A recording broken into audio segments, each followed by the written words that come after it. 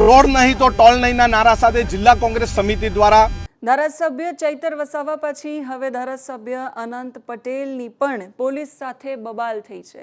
બબાલ શેના માટે થઈ છે તો રોડ નહીં તો ટોલ નહીં આવા નારાઓ સાથે નેશનલ હાઈવે ઓથોરિટીની ઓફિસ પર વિરોધ કરવા માટે પહોંચ્યા હતા। કોંગ્રેસના કાર્યકરો એમની સાથે મોટી સંખ્યામાં ત્યાં હાજર હતા।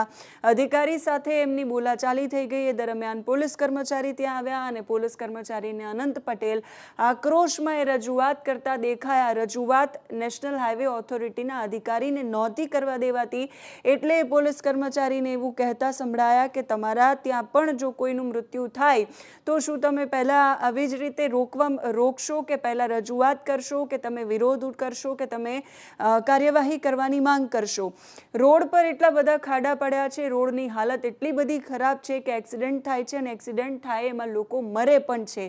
આ ઘટનાઓ પછી હવે રોડ રસ્તા છે એ સુધારવા જોઈએ એવી એમની માંગ છે અને એટલે સૂત્રોચ્ચાર કરી રહ્યા છે કે જ્યાં સુધી રોડ નહીં બનાવવામાં આવે ત્યાં સુધી ટોલ આપવામાં નહીં આવે। જોઈએ ત્યાંથી આવેલા દ્રશ્યો અને સાંભળીએ અનંત પટેલને।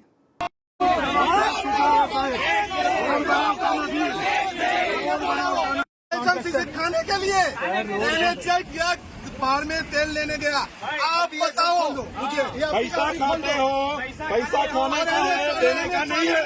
पैसा तो आप पब्लिक का पैसा हराम करने करोड़ों रुपये का टैक्स लेते हो और यहाँ रोड नहीं बनाते हो तो अभी टूट गया। आप यहाँ पे ऐसी दुकान खोल रहे हो तो होटल में जाने से पहले पैसा ले लेते हो, उसमें खाना कुछ नहीं देते और क्या समझा क्या सब मर रहे एक्सीडेंट होता है, क्या उसकी आप भरपाई करोगे? અને પોલીસ અધિકારીને મારે કહેવું છે તમે આ લોકોના વિરોધમાં એફઆઈઆર કરવાના છો, તમે હું કામ અમારે એફઆઈઆર કરવાના છો?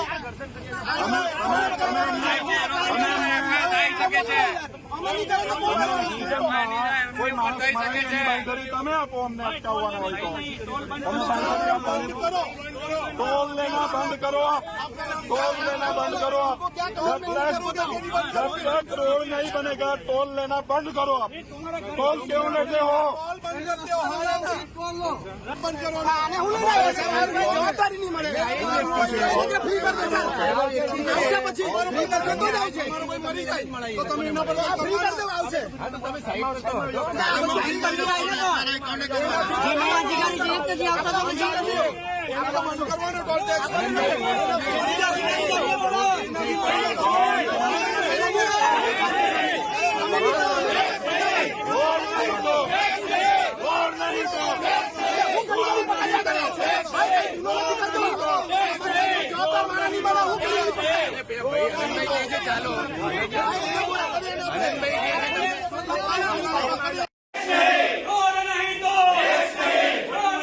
રોડ નહીં તો ટોલ નહીંના નારા સાથે જિલ્લા કોંગ્રેસ સમિતિ દ્વારા અમે આજે નેશનલ હાઈવે 48 પર ટોલ ટેક્સ ન ઉઘરાવે એના માટે બેઠા છે અને અહીંની એજન્સીને અમે એમ કીધું છે અમારી બે માંગણી છે। એક તો આ ખરાબ રસ્તાના કારણે કોઈની જાનહાનિ થાય, કોઈને ઈજા થાય તેની જવાબદારી તમામ આ એજન્સીએ લેવી પડશે, નહીં તો એના પર એફઆઈઆર કરવાની પોલીસ અધિકારીને જાણ કરી છે। બીજું, જ્યાં સુધી રસ્તો ન બને ત્યાં સુધી ટોલ લેવાનું બંધ કરો, આ અમારી બે માંગણી છે। જો અમારી માંગણી નહીં સ્વીકારાશે તો આવનારા દિવસમાં અમે દરરોજ કોઈ ને કોઈ જગ્યાએ આ રીતના અમે પ્રદર્શન કરીશું। કચેરીનો ઘેરાવ એટલા માટે કર્યો છે કે અહીંના લોકો માત્ર પૈસા જ ઉઘરાવી જાણે છે, જે અહીંયા સુખ સુવિધા માટે, રસ્તા માટે એમણે જે કામગીરી કરવાની એમણે એક પણ જાતની કામગીરી કરી નથી અને એના માટે આ એજન્સીની કચેરીની બહાર અમે બેઠા છે।